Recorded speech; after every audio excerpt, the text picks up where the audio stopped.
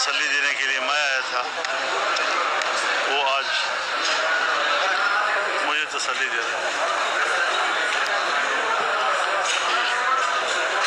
मैं इनके हौसले को सलाम करता हूँ।